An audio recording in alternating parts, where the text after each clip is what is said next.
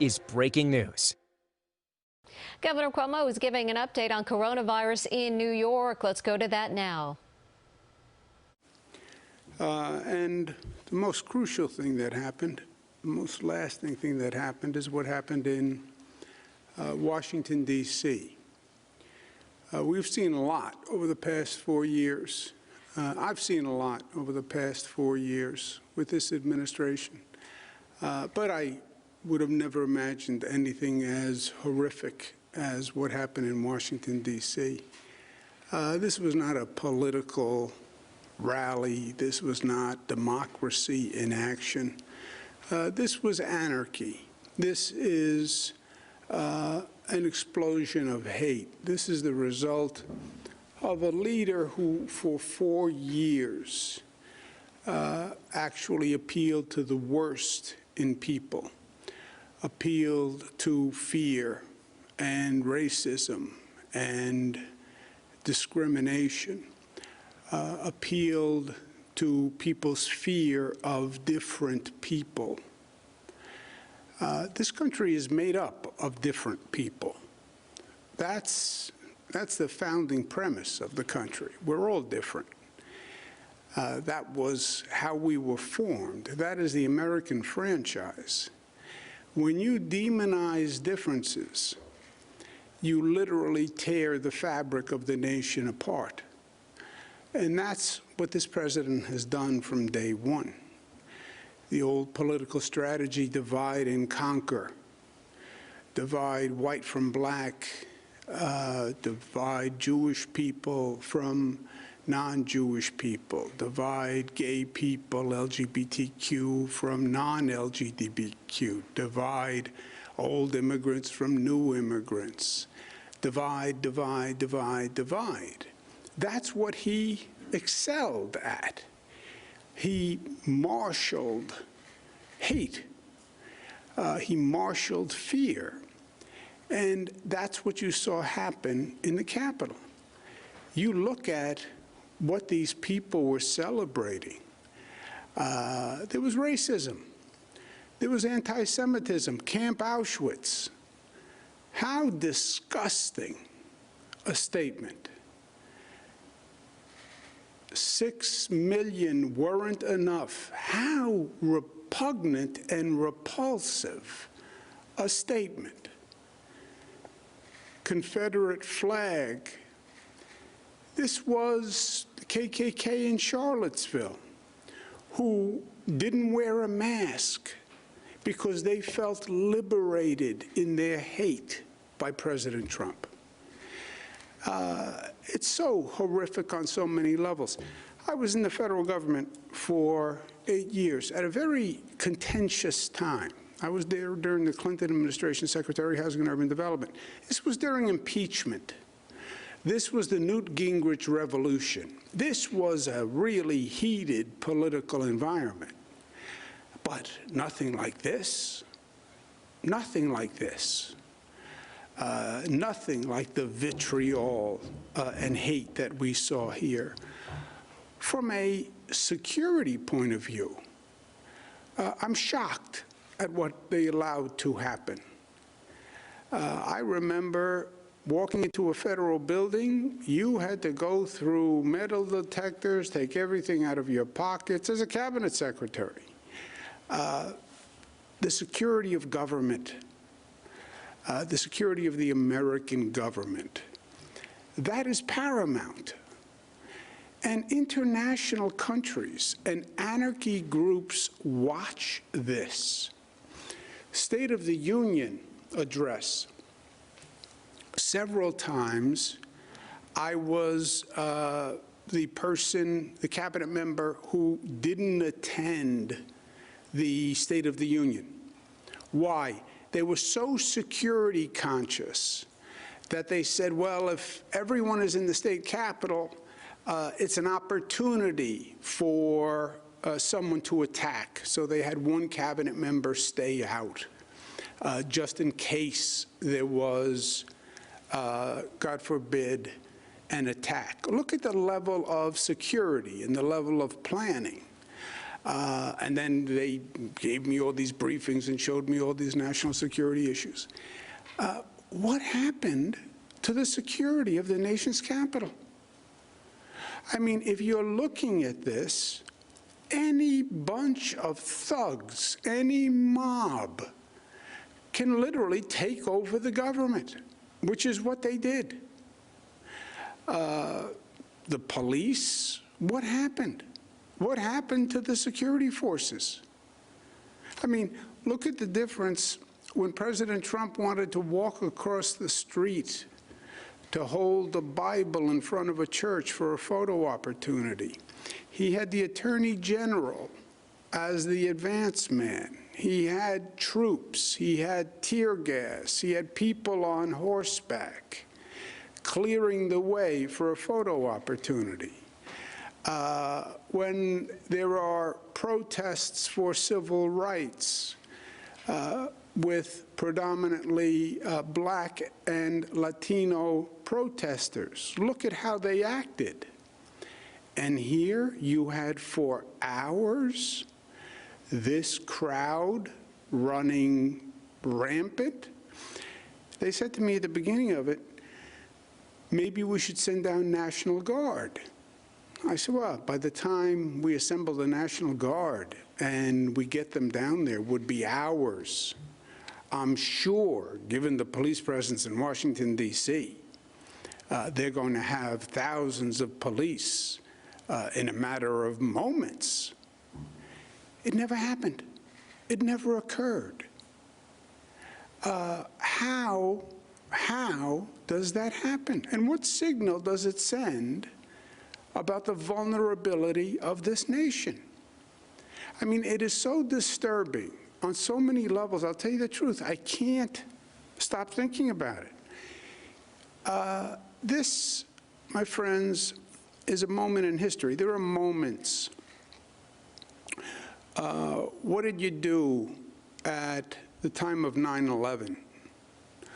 What was your reaction? What was your response? There are moments that define you, that are a picture of your character and a picture of your soul and what you believe and who you are fundamentally. COVID was a snapshot, a long snapshot, but a snapshot. What did you do when COVID happened? How did you react? Did you stand up? Did you run away? Were you competent? Were you incompetent? It was a moment. This is a moment in history. And we're going to be defined by what we did in this moment. Certainly elected officials are going to be defined by this moment. Certainly federal elected officials are going to be defined by this moment. It's what statement we make as a people about what we believe about government and democracy. I believe President Trump should resign. I believe if he doesn't resign, I believe he should be impeached. Well, he only has 13 days. That's not the point. The point is the statement that we do not tolerate this as a government. That's why impeachment.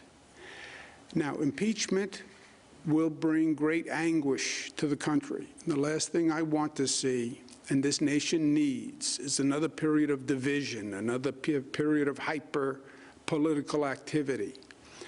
But if he won't resign, I believe impeachment is appropriate. By the way, impeachment also means the president doesn't have the power to pardon. And some of the pardons this president has done are really reprehensible. But I believe if he doesn't resign, he should be impeached. But I believe he should resign. I call on every New York federal official to call for President Trump's resignation. Don't put the country through an impeachment. Don't wait for any cabinet action. Call for him to resign as his own act, but call for him to resign. I don't care if you're a Democrat. I don't care if you're a Republican. I don't care what you are. You're a government official. You took an oath. You saw the anarchy. You saw the hatred. You saw the vandalism. You saw the theft. You saw the breakdown of society. You saw this nation look like a joke internationally.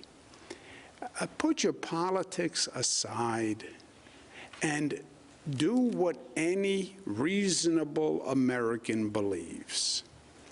Now, even in this political time, we still have reasonable Americans. There is no reasonable American who looked at that screen and saw what happened and said, this is okay. There's no reasonable American who saw what the president did and said, this is okay. None. Are there hate mongers who say, yeah, that's right, overthrow the government? Sure there are. Sure there are those voices. But don't respond to those voices. Don't respond to those voices. Respond to what reasonable Americans, reasonable New Yorkers believe, responsible New Yorkers believe. Put principle over party. There is no Republican or Democratic elected official, federal official, who can look in the mirror today and say, I condone what happened. I condone what this president did. None. You support an orderly transition of power? President Trump resigns. Vice President Pence takes over. Vice President Pence governs for the remaining days. That's an orderly transition of power and a statement of principle. Make that statement today. If you don't, you will live with it forever. And the question is simple.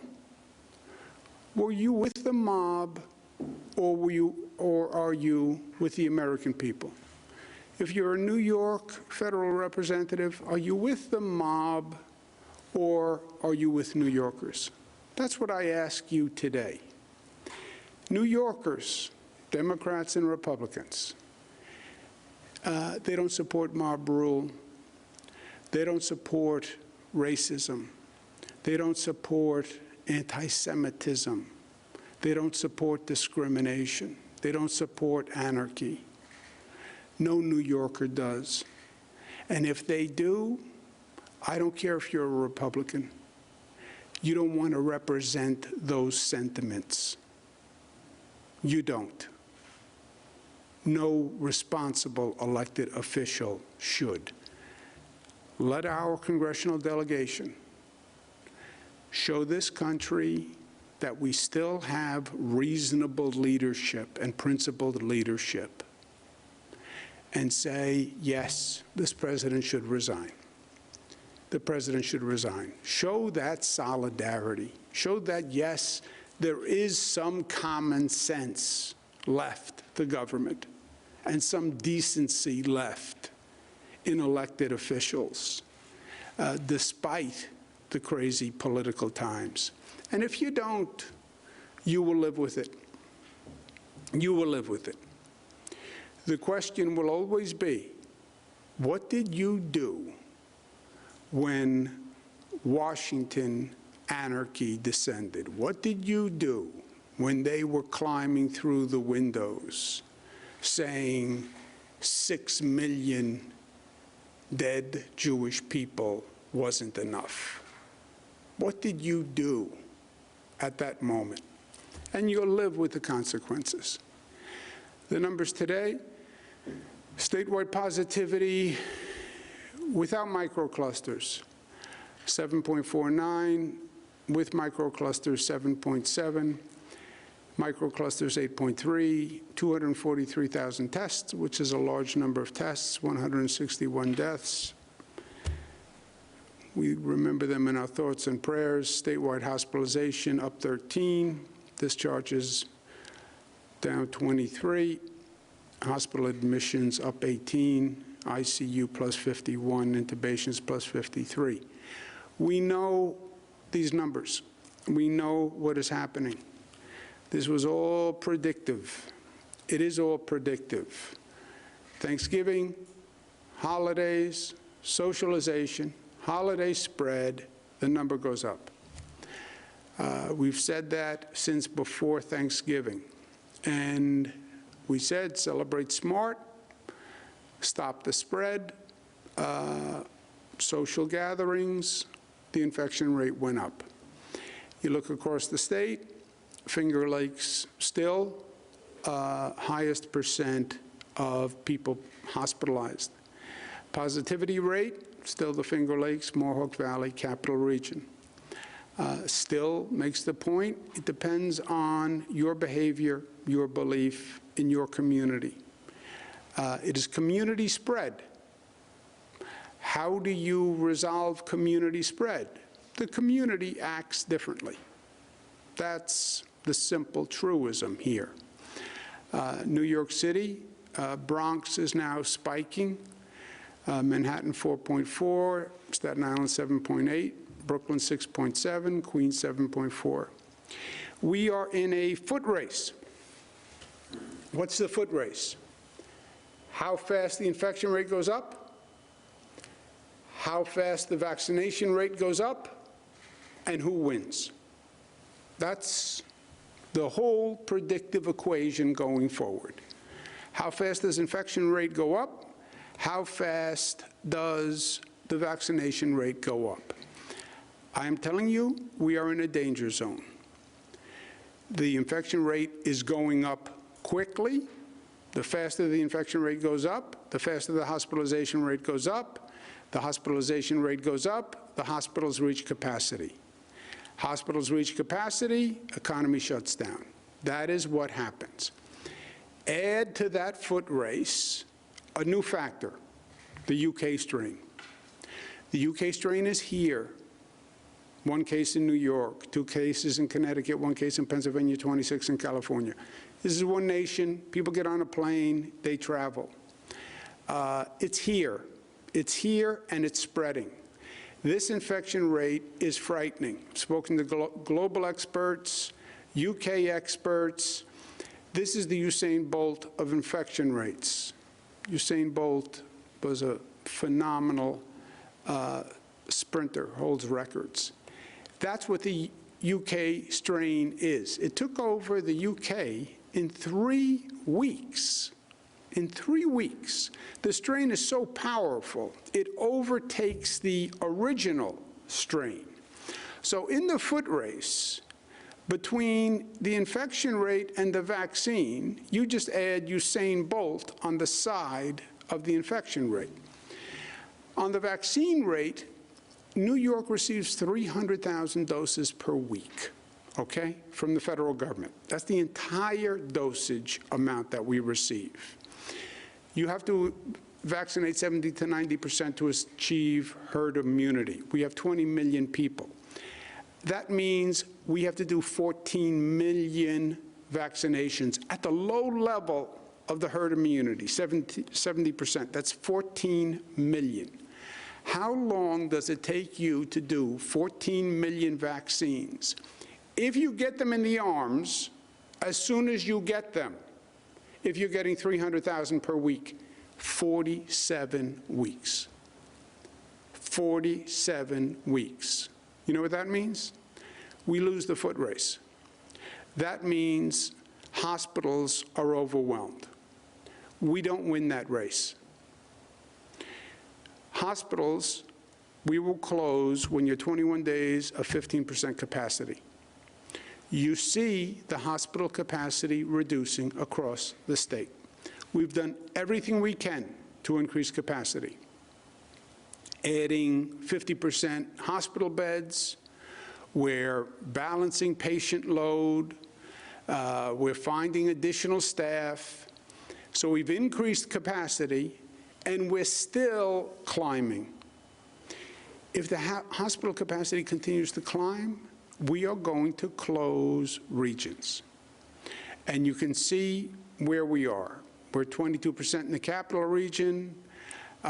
North Country's doing better for demographic reasons. But 21 days from 15%, we close. Why?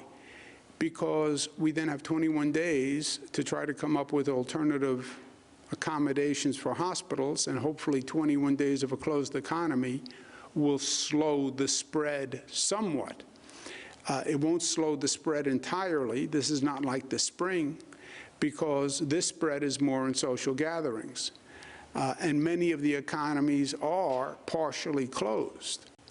But that is what we are looking at. Do I have a crystal ball? No, but it's math. It's math, and you can extrapolate out the numbers. And look around. It's happening everywhere. You're seeing hospital systems overwhelmed. UK closed, Germany closed, Italy closed, California. The hospitals have been overwhelmed. Hospitals get overwhelmed. You call an ambulance, the ambulance doesn't come because the ambulance has no place to take you. That's how frightening this situation is and how serious it is. Well, how do you slow it? There's only two options. You slow the spread, slow down Usain Bolt, or you increase the vaccine supply. We can't increase the vaccine supply. We don't control the vaccine supply. It's all done federally, and then we get a proportionate amount. What we get, we have to get into people's arms. We started with Group 1A, which are the nurses and the doctors, the hospital staff. Why? I said yesterday, a silly analogy, which I'm prone to do. In the airplane, they say, when the oxygen mask drops down, put it on your face first before your child's face. Why? Because you're no good to your child if you're dead. That's why, to be blunt. We need the hospital staff safe. First, if they're infected, they won't show up to work. That reduces the hospital capacity. Second, if they're infected and they don't know it, they are then super spreaders. So put the mask on the hospital workers first. Keep that hospital capacity open. And the hospital capacity right now is most limited by staff shortages. We've increased the number of beds. We have a staff shortage. And we have nurses who are getting sick. That's why 1A is healthcare workers. And by the way, that is universal across the country. Universal. Federal guidance, state guidance, anyone who has a head on their shoulders. Do the healthcare workers first. Healthcare workers are called Group 1A. They are all now eligible. There are 2.1 million healthcare workers in the state of New York. They are all eligible. Where do they live? This is where they live regionally. And again, it's basically a breakdown of the population in the state. But they're all throughout the state in concentrations of population. We know who they are, we know where they live, we know where they work. The percentage that has been vaccinated to date, and this is the problem, North Country has done 37% of the healthcare workers. Finger Lakes 26, Buffalo 23, Southern Tier 23, Central New York 24, Mohawk Valley 23, Capital Region 29, Long Island 25, New York City has only done 13. New York City not only is the lowest number, it's also one of the places of the greatest density, so we're concerned about it. But those numbers are very, very low, and they're just nowhere near where we need to be. What is the percent of healthcare workers you still have to do? The inverse number, 63, 74, 75, New York City, 87% of the healthcare workers still have to be done. Well, not all healthcare workers will take the vaccine. That's right. Not all New Yorkers will take the vaccine, but we have to get to 70 to 90%. If you don't get to 70 to 90%, you don't have herd immunity, the vaccine doesn't work. The healthcare workers have to be a minimum of 70. All the expectations were they would be much higher than 70 because you can't have the general population below 70. And the healthcare workers are the most informed. Now, doctors overwhelmingly are taking the vaccination. Nurses are somewhere between 85 to 70%, depending on where you are, what the facility is. But the minimum we can have from the healthcare workers is 70%. We hope to get that number up to 80% because you are going to have drop-off with other groups in the population. For the healthcare population, 1A, 2.1 million total, 479,000 have been vaccinated. That's 23%. That is not 70%. We have 430,000 unused doses. We need 1 million additional doses just to take care of the healthcare workers. The plan was to use the hospitals to distribute to the healthcare workers. Why? Because they're healthcare workers and they're in hospitals. That's why. And use the hospitals to do the healthcare workers, because 1A is all healthcare workers. That's why we use the hospitals to do as the primary source of distribution. The hospitals were slow. Week 1, they did 33,000 vaccinations. Week 2, they did 102,000. Week 3, they did 148,000. And they said they were ramping up, they were ramping up, they were ramping up. I understand, but they're ramping up too slowly. This past Monday, I said to them, you have until Friday to ramp up, use it or lose it. This week, they did 195,000, which is more than they've ever done, and that's week 4 to date. We haven't finished week 4. So this week will be over 200,000, which is significant progress. I was direct with the hospitals, and they have responded plus or minus. You have some hospitals that have done a great job, and they're at 100% of the allocation. You have some hospitals that are not doing a great job. Why? Because there's levels of competence in these organizations. It's not that everyone doesn't want to do it, everyone wants to do it. But this is reality and this is life. If you have 200 institutions, you're going to have a range of competence in those institutions. That's a fact of life. If you have 200 barber shops, you're going to have a range of competence. If you have 200 plumbing companies, you're going to have a range of competence. And the most competent, most efficient hospitals are up near 100%, and the less competent administrations are lower. The hospitals have increased. I thank them for their efforts, but it's still not enough. So we're going to accelerate the distribution. And what we're going to do is add new distribution networks to supplement the hospitals. Again, the thought with the hospitals were that's where the healthcare workers work. That's where the healthcare workers are comfortable. But we're not pleased with the rate of distribution, so we're going to supplement the hospitals with additional networks. We're now recruiting and organizing thousands of new providers. The larger distribution network will include private doctor networks, what's called FQHCs, county health departments, ambulatory centers, this is the urgent care, city MD, et cetera, and the pharmacy network. There are 5,000 pharmacies in the state of New York. Pharmacies distribute the flu vaccine. They do this. They know how to do this. We have 1,200 pharmacies that are already committed and will be ramping up next week. And we'll continue to use the hospitals also.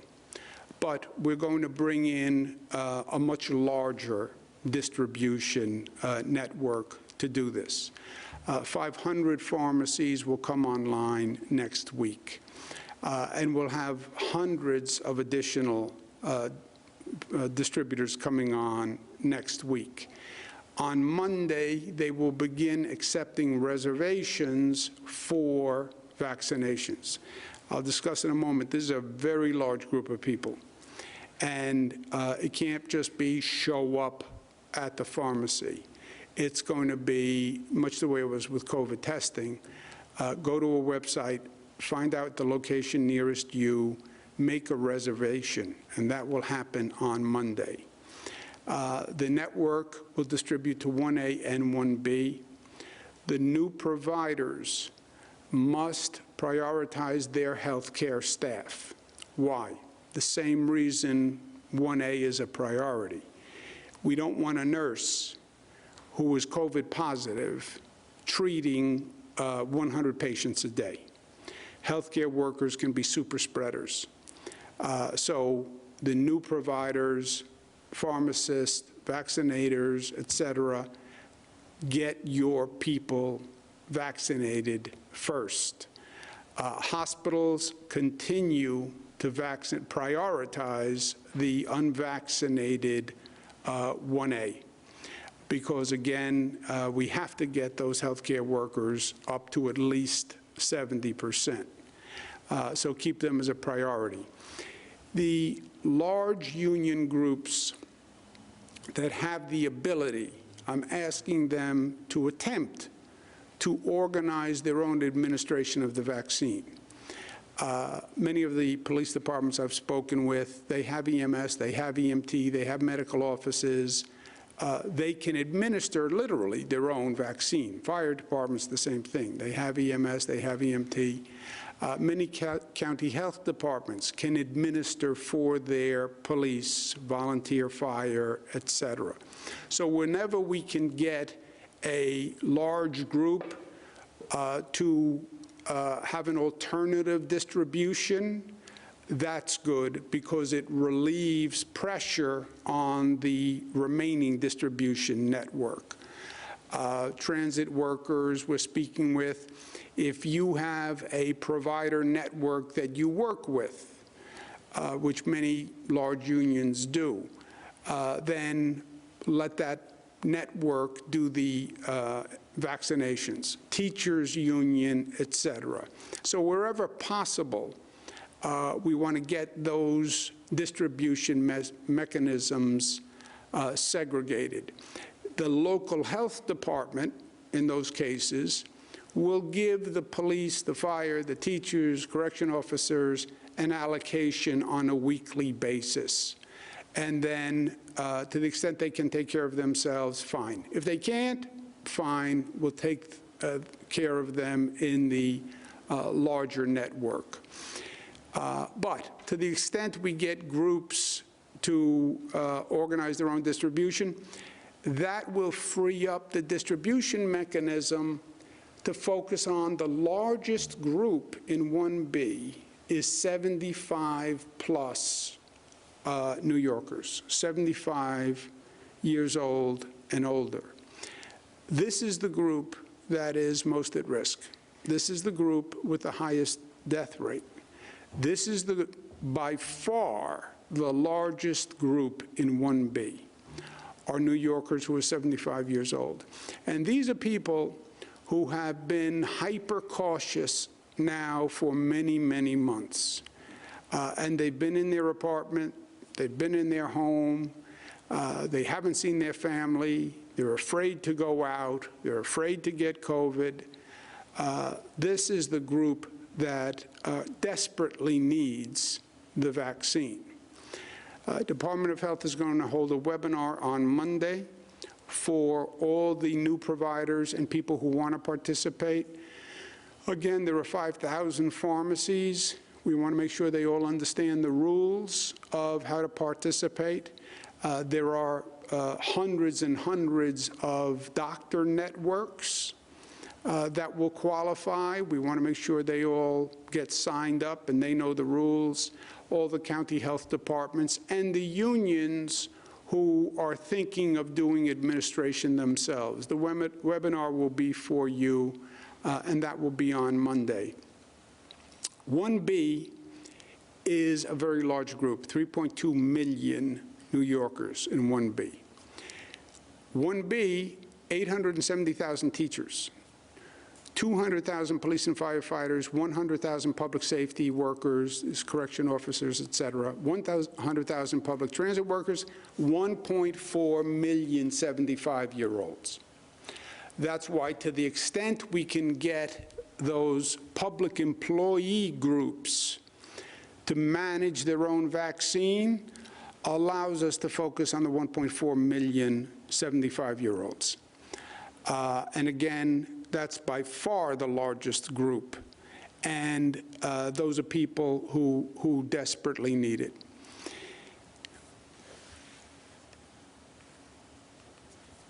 Where are the 1B population? They're spread across the state, again, by population centers. The state will allocate vaccines to the distribution network proportionate to the group and the region. In other words, the United States government distributes the vaccine dosages by population. New York gets its relative population to the rest of the nation. I worked very hard to make sure there was no politics in the distribution. Federal government doesn't always love New York. I worked very hard to make sure we got our fair, proportionate population percentage, and we do. That is the way that I am going to distribute the vaccine, purely on the numbers by the percentage. And that is the way we will distribute the vaccine locally. Police officers, firefighters, whatever the percent you represent of 1B will be the percent that is allocated to your group. All treated fairly and proportionately by group and by region. Capital Region, Western New York, New York City, Long Island, it's all numerically proportionate to where that population exists. Within that region, the police get what the police represent, the firefighters get what the firefighters represent by percentage, and the 75 plus get what they represent by numbers. So, for example, 75-year-olds and older are 1.4 million. That's 45% of the 1B population. Whatever we get, we'll distribute regionally by percentage, and 45% of that will go to 75-year-olds. For example, Capital District is has 5.9% of the 75-year-olds. They get 5.9% of the portion for the weekly allocation. All groups will be treated equally and fairly. And if there's willful fraud, they will be disqualified. I spoke to a number of local officials over the past few days. One of them said, you know, I'm a former police officer. I believe police officers should go first. One of them said to me, I'm a former teacher. I believe teachers should go first. Let me be clear. I can argue that police officers should go first. I can argue that teachers should go first. I can argue that 75-year-old people should go first. I can argue that correction officers should go first. I can argue for any of them. I will argue for none of them. I will argue fairness for all of them. No local official has discretion to prioritize one group over another. No provider, no pharmacy, No doctor's office can decide they want to give vaccines to firefighters over doctors. This is a crisis. Everyone needs it. We're going to do it fairly. We're going to do it fairly. This is a valuable commodity. I understand there'll be fraud. I understand there'll be theft. I'm telling you, we are going to monitor it carefully. Also during 1B, the state will mandate social equity distribution by local health departments. Public housing, houses of worship, low-income tracts. State will mandate. State doesn't like to mandate. Oh, state has mandates. They're telling us what to do. I'm very reluctant to mandate. In this case, I'm not reluctant. This has to be done with social equity and social justice in mind. Blacks died at twice the rate of whites. Latinos died at 1.5 times the rate of whites. The infection rate was higher in poor communities. The COVID testing was lower in poor communities. We're not going to decide in this state who lives and dies by race or income. That is not going to happen. If we just use the pharmacies and the doctors' networks, the healthcare deserts that have fewer pharmacies, fewer doctors' offices, less access to healthcare, are going to be once again at the bottom of the line. That's not going to happen. I said from day one, and I believe the nation should have done this, but New York will do it. We're going to make sure it's done fairly. And we'll have special efforts, and I understand will require special efforts to get it into those communities. But that is a state mandate, and the state will itself implement social equity programs. To the hospitals, I say continue vaccinating. If it was up to me, I would have the hospitals open 24 hours, 7 days a week. If I ran the hospital, that's what I would do. The numbers are low. You have many, many healthcare workers who are clamoring for the vaccine. I would say 24 hours, 7 days a week. Get the numbers up. But my 2 cents is they should all stay open. I'm signing an executive order that is going to make additional staff eligible to do vaccinations. So hospitals, this new network, will have more people who they can hire. In addition to the thousands of distributors we're bringing online, DOH is going to set up mass distribution sites over the next several weeks. We're going to, for example, we're going to use the Javits Center, which is going to open next Wednesday, where we will just do mass distribution sites, and we can do thousands of vaccines. Now, and I want to make sure we all understand this, because I guarantee you this is the song we're going to hear for the next several months.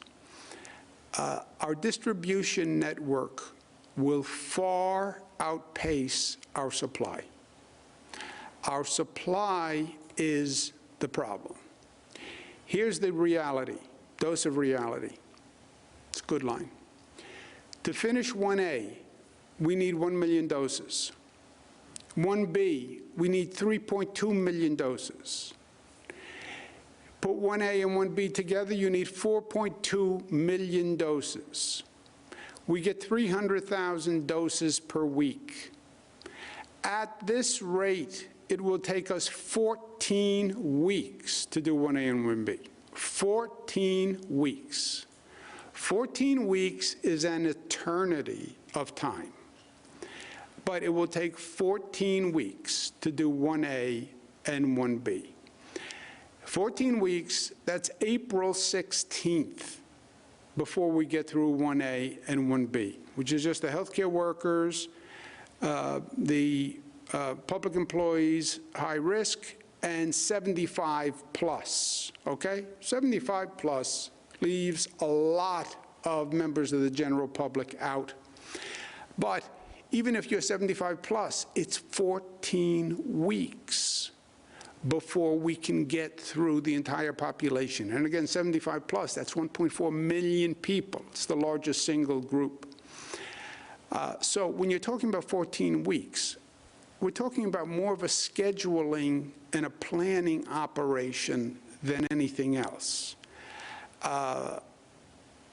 Don't say, well, the governor said, I'm eligible, I'm over 75 years old, but I can't get a vaccine done.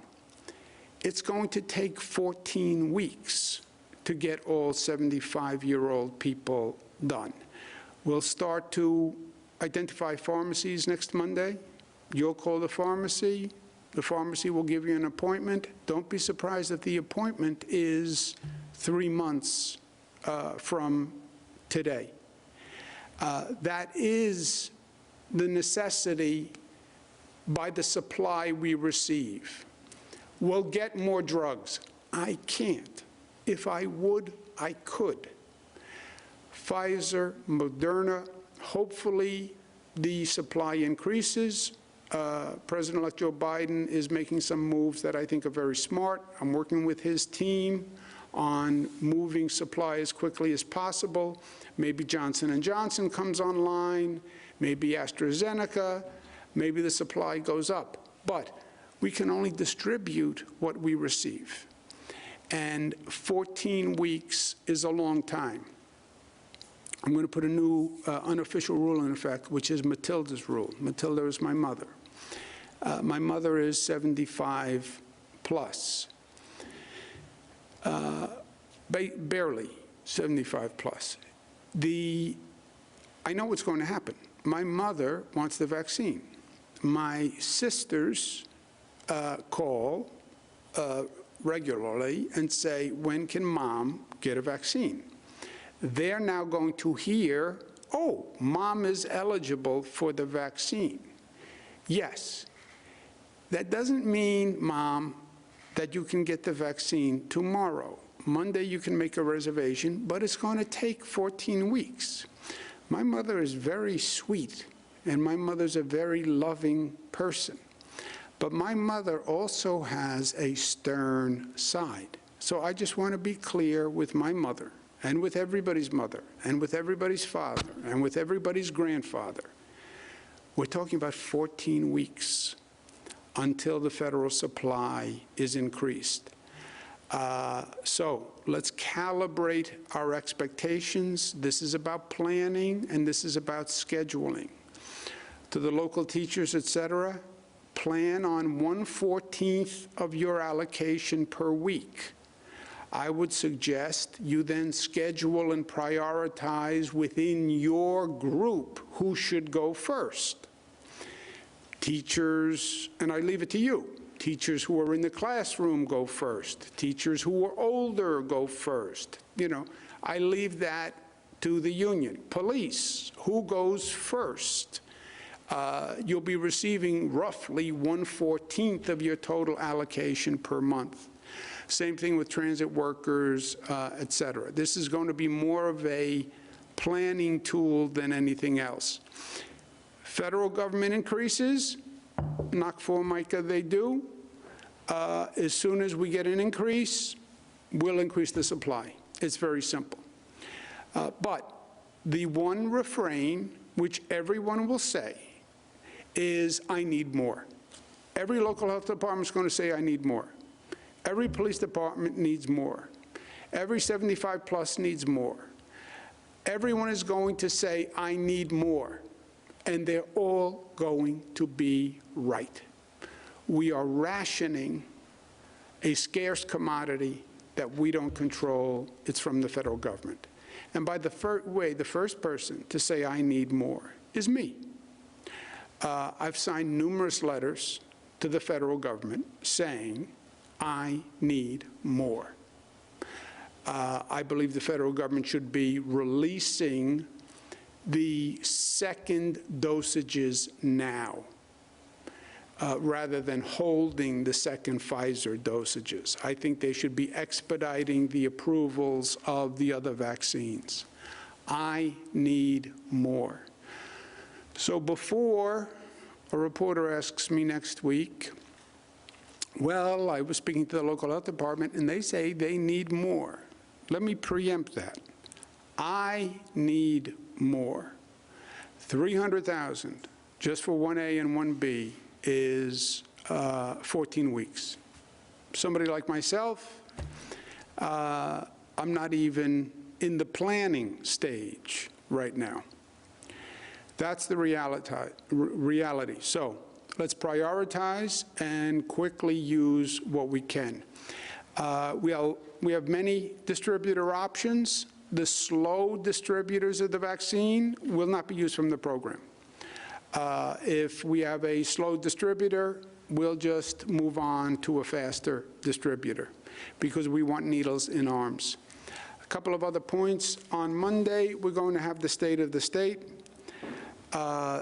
This is going to be a different State of the State than past States of the State because these are different times. It's going to be a much more specific, action-oriented State of the State, fewer global abstract policy proposals, and more specific initiatives, because that's what we have to do. We have to deal with this COVID today, deal with the vaccines, and then post-COVID reality. Post-COVID is a different world. Post-COVID is a transformed world. Post-COVID is a transformed economy. How do you rebuild an economy? How do you take advantage of the new opportunities post-COVID? That's going to be the State of the State. A couple of items that are going to be in the State of the State, which I'm going to talk about now, so they won't be in the State of the State. At a time when the Trump administration seeks to strip Americans of their voting rights, we did see a lot of concern through the election time, and we want New York to be a champion of democratic reforms. I'm going to propose legislation to speed up the counting by requiring county boards to process absentee ballots as soon as they're received and begin counting and reporting them on Election Day. We're also going to extend the time for absentee ballots from 30 to 45 days before an election and extend early voting hours. It worked well, extend it. One of the most horrific results of the pandemic has been a striking increase in domestic and gender-based violence. I'm going to propose a new office to address just this, but also authorize the courts to make abusers pay damages, including housing and moving costs related to domestic violence. I ran a not-for-profit called HELP. I worked with many victims of domestic violence. I can't tell you how many times I heard, I couldn't leave the house because I had no place to go. I couldn't leave the house because if I went to my family's house, he would follow me, and my family didn't want that trouble. Too many people stay in the house because they don't have an alternative. That has to stop, and it will stop in the state of New York. We also want to create a new crime, which is a misdemeanor for domestic violence people who buy guns. Right now there is a loophole in the law. We want to close that. If you're an abuser, you should not be allowed to buy a gun in the state of New York. We also have to do more on eviction protections for tenants.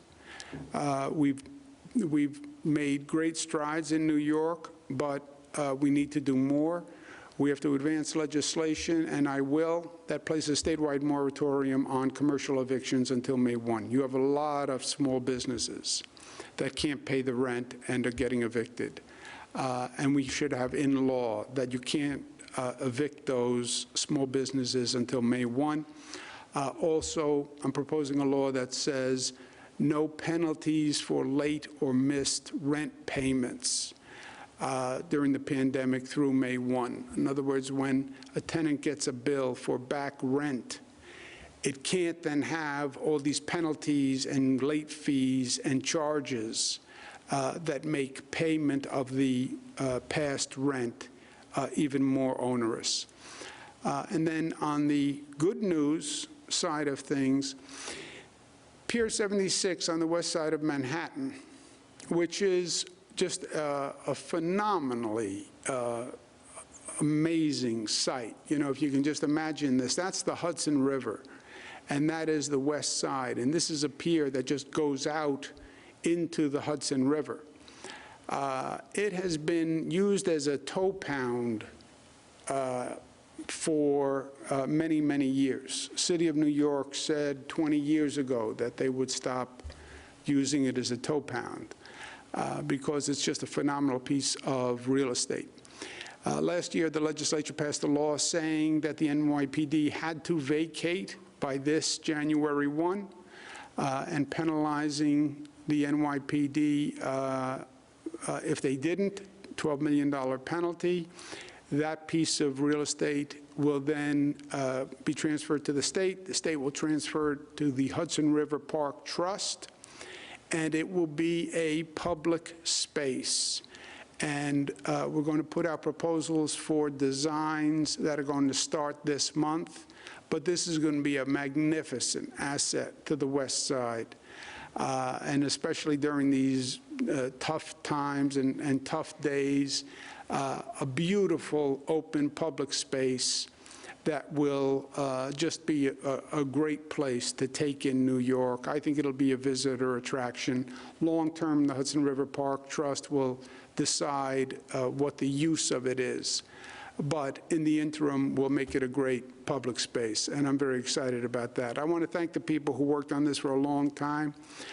Sometimes government can be slow, and sometimes you have to really fight the fight to get it done. I especially want to thank Deborah Glick, who championed this effort and wouldn't take no for an answer, and I respect that. But that is good news, and I feel good about that. And I feel good about this. Go Bills. I have to work on my State of the State tomorrow because with the new Washington alignment and the new Senate, it changes my State of the State. So I can't go. I wanted to go. I was planning to go. I can't go. I said I would give my ticket to a nurse as a token of all the appreciation we have for our frontline heroes. And I asked ECMC to ask the nurses, Erie County Medical Campus, to ask the nurses at ECMC who did the nurses in the center believe deserved that ticket. And the nurses picked Brianna Brandon, and Brianna is bringing her mother to the game. So congratulations, have fun. I wish I were there, but in some ways I'm even happier that you're going to be there instead of me, because we love you and we love what you did and we love what you represent, and we want to show you this respect and this gratitude. Go Bills. Questions? Thank you, Governor. If you would like to ask a question, please use the raise hand function at the bottom of your window. We'll take a brief moment to compile the Q&A roster.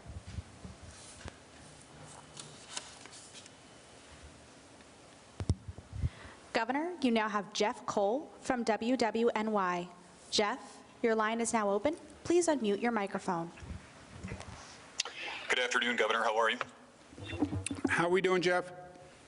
Okay, going back to the beginning of your comments here today, in addition to your message to New York's federal representatives, Senator Gillibrand puts blame on President Trump and also told us in an interview yesterday that Congresswoman Elise Stefanik is complicit in what President Trump has done to this country. Do you agree, sir, that the Congresswoman is complicit in what has happened in our nation's capital?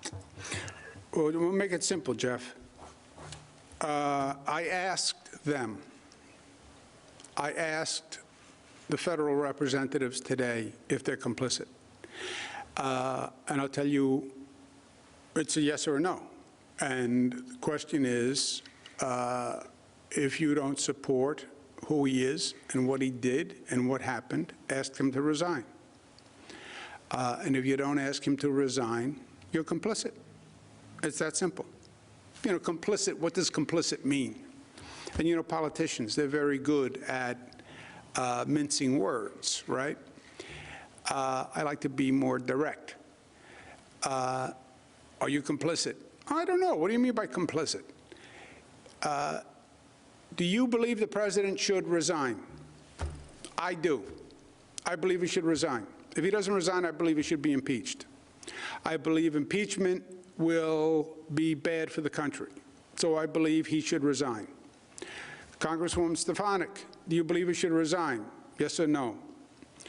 Congressman Meeks, do you believe he should resign? Yes or no?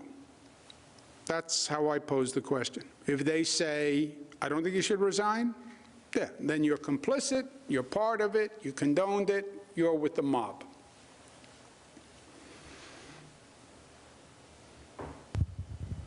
Governor, you now have George Stockberger from WETM. George, your line is now open. Please unmute your microphone. Hi, Governor. How are you? How are you? Good. Chemung County has been in the orange zone since October. Chemung County now has about 200 cases. Steuben County has over 600 and is not in the zone. Can you explain why Chemung County is still in the orange zone? I cannot off the top of my head, but I will get you the answer after this call, and if Peter or Jamian will make sure you get a call back. I don't know the numbers off the top of my head for the counties, though. I'm sorry.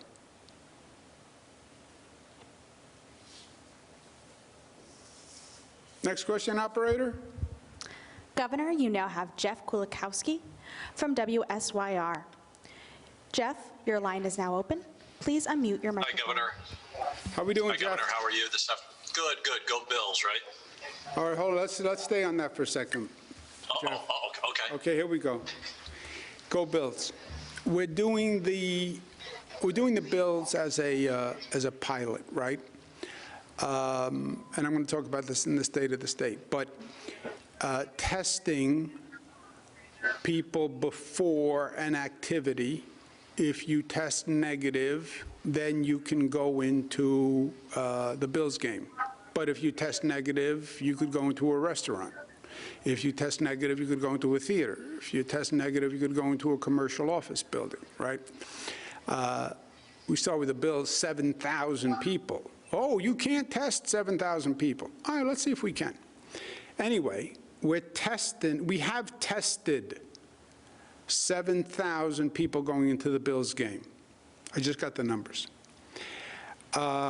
Of the 7,000 tests, which, by the way, worked great, it was a drive-through for most people, about 5 minutes a car. You didn't get out of the car. You took your test. You went right through. 7,000 tests. What do you think the positivity rate was on the 7,000 tests?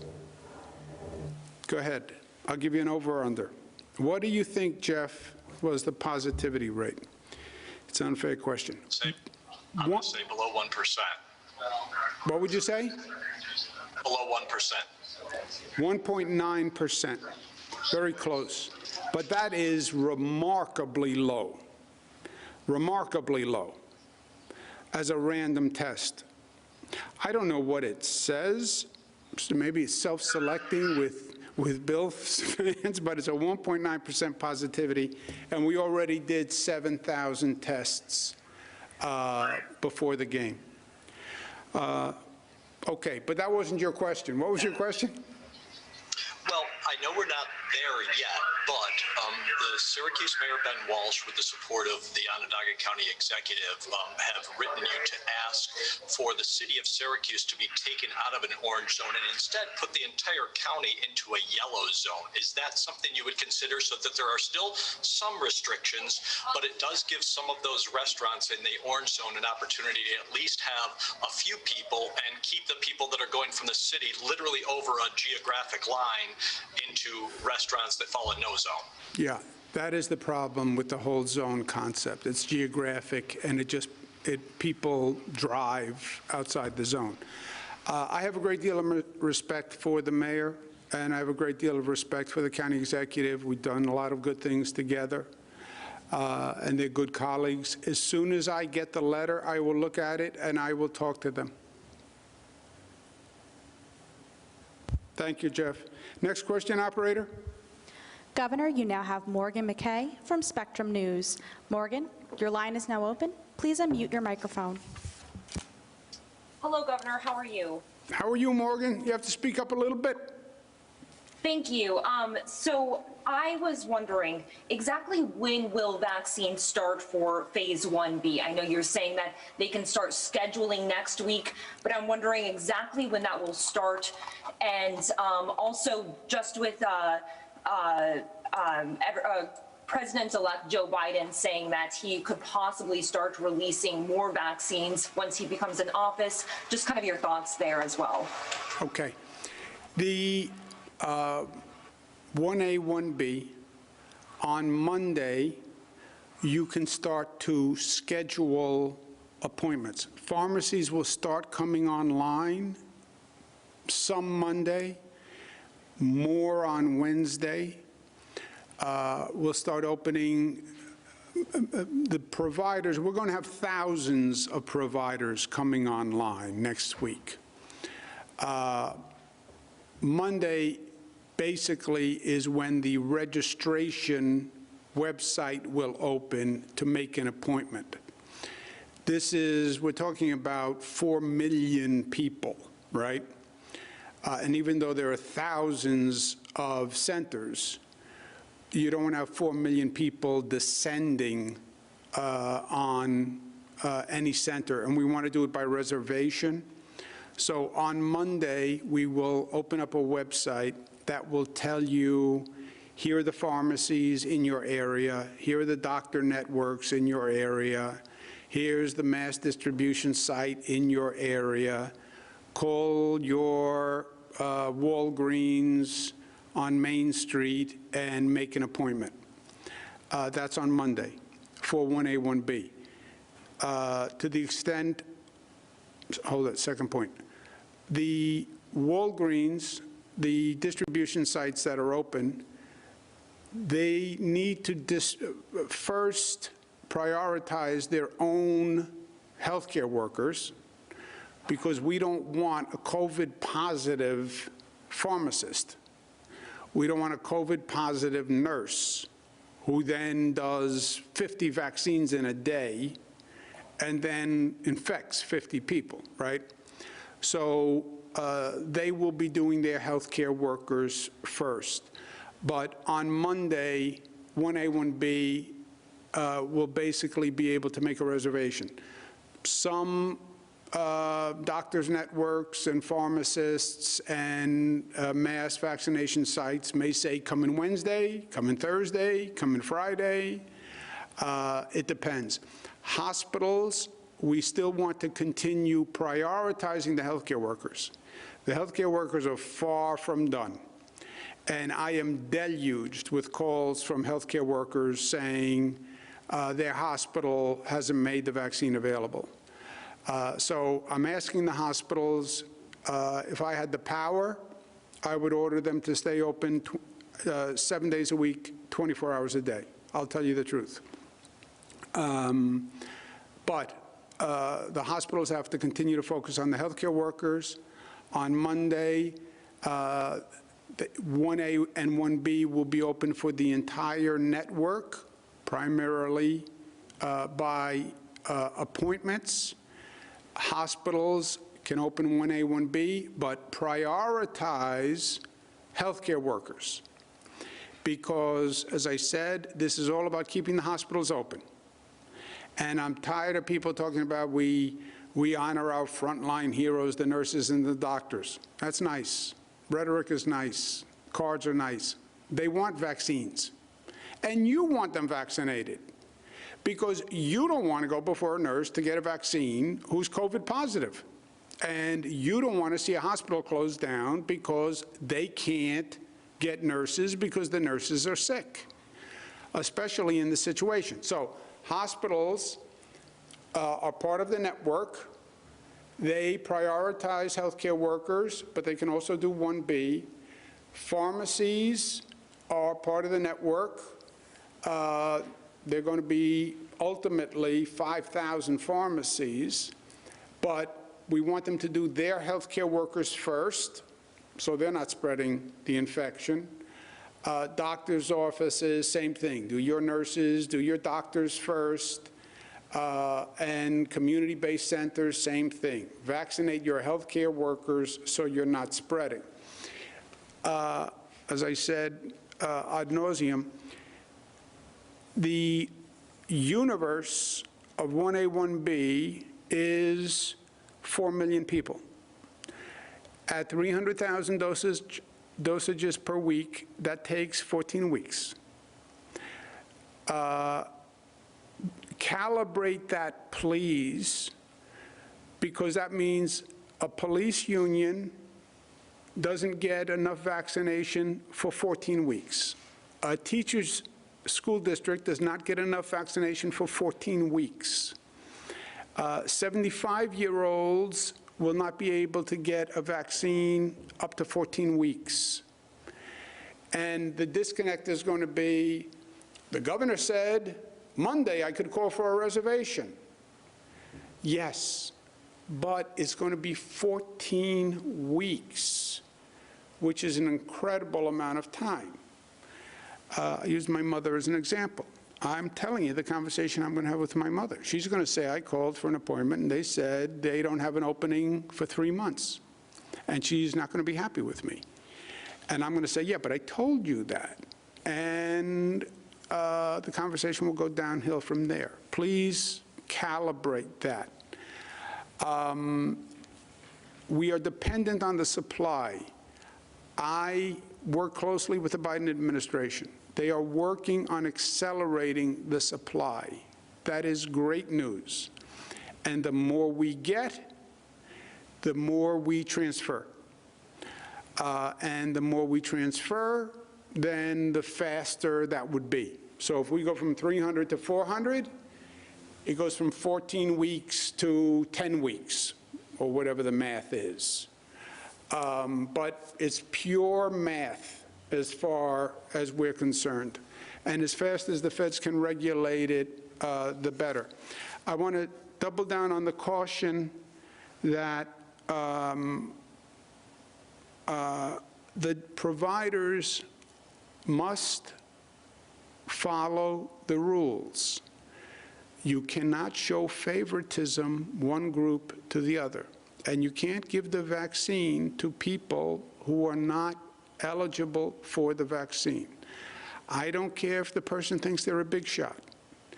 I don't care if it's a mayor. I don't care if it's a county executive. I don't care if it's a bank president. People are people, and lives are lives, and nobody's life is more important than anyone else's life. And this rationing system, this prioritization was accepted federally, nationally, by governors all across the state. It makes sense, it's fair. But we have to do what's fair. And don't commit fraud with the vaccine. And don't give it to your friends, and don't give it to your family who's not eligible.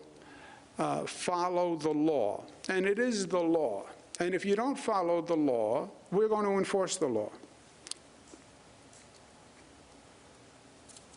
So on Monday, it opens for 1A, 1B. To the extent you can make a reservation and somebody says you can come in and get it on Monday, fine. To the extent a hospital says, I have vaccine that I can make available on Monday, fine. The hospitals still have to prioritize the healthcare workers, and they have a long way to go. But if they have extra capacity and they can do 1B on Monday, fine. But make a reservation. Dr. Zucker, Melissa, you want to add anything on that? Gareth? Jim? Beth? Robert? Why don't you just add something, Robert? Next question, operator. Governor, you now have Jeff Preval from WGRZ. Jeff, your line is now open. Please unmute your microphone. Hi there, Governor. Thank you so much for the time. We were expecting some sort of an announcement from you today on the reallocation of unused vaccine doses not used by hospitals to this point. Is there any additional information on that, and are you reallocating any of those doses? Yeah, what we're going to do is this. The main way we're addressing the slow distribution by the hospitals, and again, not all hospitals were slow. You have some hospitals that did a fantastic job. We'll put out the list of the high performers and the low performers, and you've seen the overall increase in the performance. I said on Monday that they had to actually step up, and they went from 10,000 per day to like 60,000 per day vaccinations. And some of them did extraordinary work. But as I said, it is competence. It's 200 organizations with 200 management structures, and you're going to have better, you're going to have worse. It is always the way, you know, and that's what you see. You see better and you see worse. People get defensive. I understand that. I get defensive when people say I'm incompetent. I get it. But numbers are also numbers, right? And that's why you're going to have the numbers of the percentage that that hospital did. The main way we're going to solve it is we're bringing in a new distribution network, right? The thinking was you're doing healthcare workers. Where do healthcare workers work? They work in a hospital. Make the hospital the focal point of the distribution for 1A, because 1A was only healthcare workers. It made logical sense. They are overall slow on distribution. We're bringing in a new distribution network. Thousands of additional distribution points. Pharmacies alone are going to be thousands. Doctors' offices, hundreds. FQMCs, hundreds. Ambulatory centers, hundreds of them. Local health departments must, at a minimum, set up 2 sites themselves. State mass distribution centers. So we're just setting up an entirely new distribution center, which frankly is going to have much, much more capacity than product. We're now going to have the opposite problem. We're going to have 1,000 pharmacies, and you're going to call 1,000 pharmacies, and they're going to say, I have no vaccine. That's what's going to happen. I'm setting up that aggressive a distribution network because I'm hoping for increased supply. With reallocation, what we're saying is, right now, leave the allocation in those hospitals, prioritize healthcare workers, open it up to 1B people on Monday, stay open 24/7 or whatever you're willing to work, and then we're just going to eliminate the slow distributors in favor of faster distributors going forward. So in other words, if you're a hospital that distributes 100% of the vaccine and you're now doing 1B people, I'd rather give you, you know, we have a very scarce amount, I'd rather give you the vaccine than a hospital that I know it takes 2 weeks to get out the same number of doses, right? It's all about getting needles in the arm. So at this point, we're not going to go take back the allocation. Hospital, prioritize 1A, stay open longer.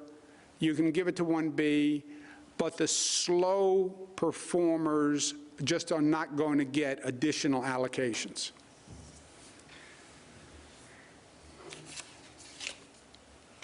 Anyone have anything to add? Next question, operator.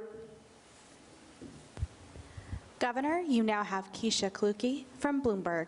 Keisha, your line is now open. Please unmute your microphone. Hi, Hi, Governor.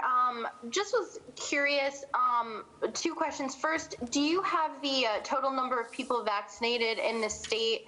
And will you be releasing some sort of website that has those numbers daily so we're not asking you every day? And then also on the vaccinations with 1B, can you elaborate on how that process would work in terms of making sure that healthcare workers are prioritized? Yeah. The 2 points. Gareth will give you the most up-to-date vaccination number. Hospitals must continue to prioritize healthcare workers, which means if you're a healthcare worker and I'm not, I'm a police officer, I'm eligible, but if the hospital says I have one appointment left, the healthcare worker is prioritized.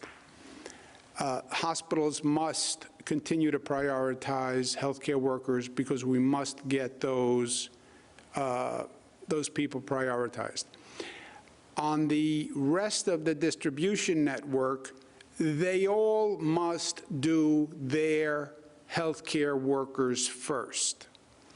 So you have healthcare workers in the hospital, they have a priority, and then you have healthcare workers in all these other sites. Many of those sites are going to become distribution centers. All those providers have to do their healthcare workers first. Ambulatory center, doctor's office, you have to do your nurses and everybody first. Pharmacy, you have to do your pharmacy staff first. So everybody has to do their own health care staff first. And it's prioritized through the entire distribution network. Again, for the hospitals, we want to make sure we don't run out of hospital capacity. On the distribution network, pharmacies, et cetera, we don't want infected vaccine workers giving out viruses. We don't want them coming in contact with the people. Do you have the number? Yes, we've done 479,000 doses so far. That includes 400,000 with the New York State sites, the hospital programs, urgent care clinics, et cetera, and 79,000 through the federal long-term care facility nursing home program so far. The one point I didn't mention is the nursing homes will be finished by the end of next week. Is that right? That is a great accomplishment. So the nursing homes will be finished by the end of next week. Healthcare workers, between the acceleration in the hospitals and the private healthcare network doing their own healthcare workers, will increase that, and then we'll open 1B. But again, caution, caution, caution, because the supply is a major problem. We are going to wind up having, I will predict for you, 2 predictions. One, we'll wind up having 3,000 distribution points in a couple of weeks, but none of them will have nearly enough vaccines. Police, fire, et cetera, they're going to get 1/14 of the allocation per week. And everybody's going to say they don't have enough. Again, when the supply does develop, we'll have the distribution center. And I'd rather have the distribution system up now so that if and when the supply increases, we can handle it. But my first prediction is everybody's going to say, I need more. My mother is going to say, I don't want to wait 3 months for an appointment. That's what she's going to say. And she's going to be unhappy.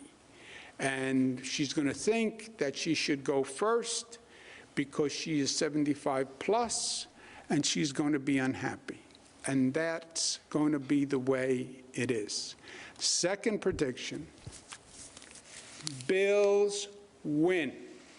Bills win. Bet on it. Thank you.